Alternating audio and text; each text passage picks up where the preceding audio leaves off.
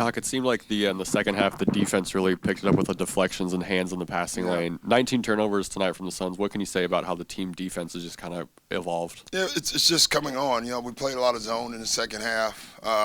They played last night. They didn't have Booker, who's their best scorer. So it's pretty tough on them tonight. And we knew that and took advantage of it.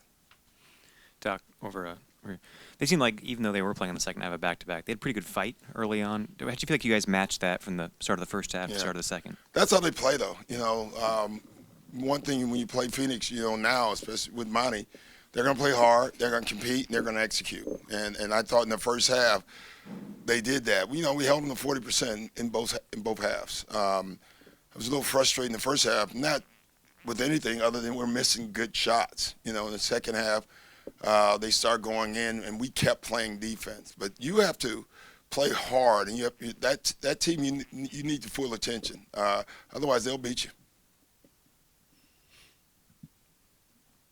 Doc, there was a stretch when Lou Williams just he was took late. off. I mean, is that the kind of thing you missed the last couple games? Yeah, I jokingly told him at halftime. I walked by him and said, "Are you gonna make a shot today?" But I was just kidding around. He may have taken it seriously.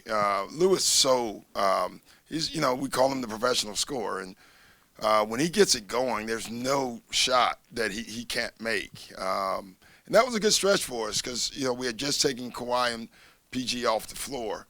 That stretch with his offense allowed us to keep them off the floor and give them some rest.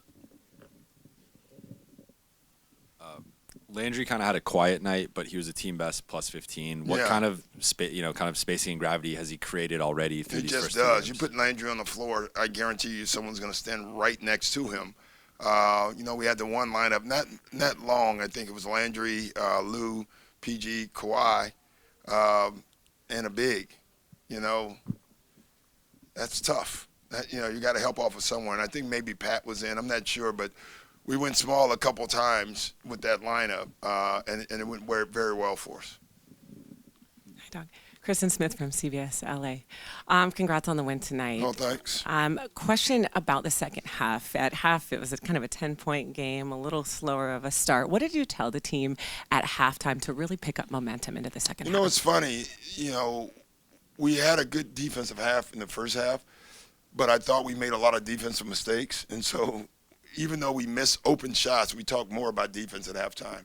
Because I thought if we could make a defensive run and you saw the deflections, then the shots would fall. And that's what happened. But, again, they were shorthanded. And, when you lose a Booker, you're really struggling for points. And I thought our guys, instead of laying back knowing he didn't play, I thought our guys played hard anyway. I thought that was important. Hey, Doc, what's been your takeaways on what Kawhi's movement's been like that first game back after sitting the previous one? I don't have one. He's been up and down, I guess, overall. The thing is, on some of those, we've had a couple of days off. So I thought the whole team in the first half was a little sluggish. First of all, I think they were a little tired. You back-to-back nights, Minnesota and didn't let him here at, plus 3 a.m., that'll do it to you, we did practice yesterday, which I was going to cancel, almost canceled that. And then we had shoot-around on top of that. So I just felt we were a little sluggish early on, but I thought we kind of ran it out. There are times in situations like that where maybe you would consider not doing the shoot-around in the morning? Oh, yeah, I've done it a lot. Or practice. I've gone to practice and pulled in and called everybody and told them to turn around. There's no science to that. That's just feel sometimes. Doc, over here. You guys went into the zone defense briefly again tonight.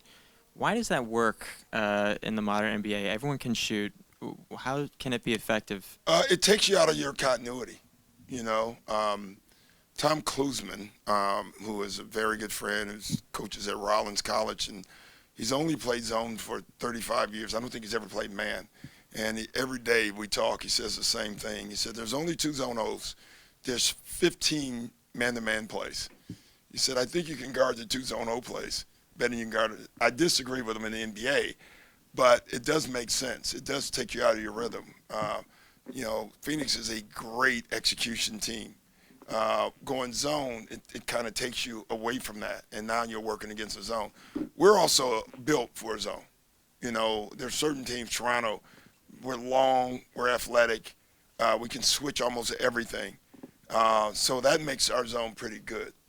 Last year, we couldn't have played zone, at least the way we're playing this year.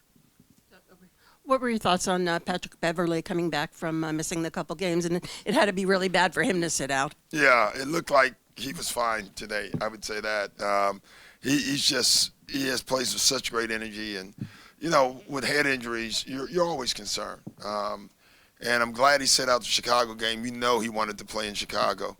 And I thought we made the right decision there. And these 2 extra days rest, I thought really helped him.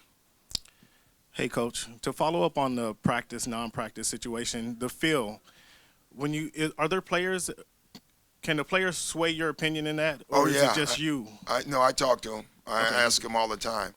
I ask the right ones, let me put it like this. It's simple. If I want to practice, I ask Pat, should we practice? If I don't want to practice, I ask Lou. They ever surprise you? No, Lou never surprises me. Every once in a while, Pat will say he's tired. Lou has never said, I think we should practice. That's 100%. Rodney actually led the team in rebounds tonight with 11. Yeah. Can you just talk about his play? He's watching Pat. Rodney and Pat are very similar. I mean, Rodney's a tough kid, more defensive-minded. It can make the spot-up jump shot. So it's good. Like our guards, we were small a lot. Our guards have to rebound. Last time you faced Austin Rivers, that was before Thanksgiving. Now you'll face him before Christmas. How's that going to go? You looking forward to that before Christmas? Well, I wish I could play against him, but I can't. So, no, we're good. We're going to go to dinner, and he's going to pay because I had to pay for that. Actually, I didn't get fined for those texts. So, yeah. So I should make him. He doesn't know that. Don't write that. So he'll pay tomorrow. And Thursday, hopefully, as well. Thanks, guys. Did you enjoy that video? Make sure to check these out. For more Clippers highlights, access, and original features, subscribe today. I have to say this? I can't say this. People look at me crazy. I'm not using this either. Yeah, can we skip this part and then can we go to something else?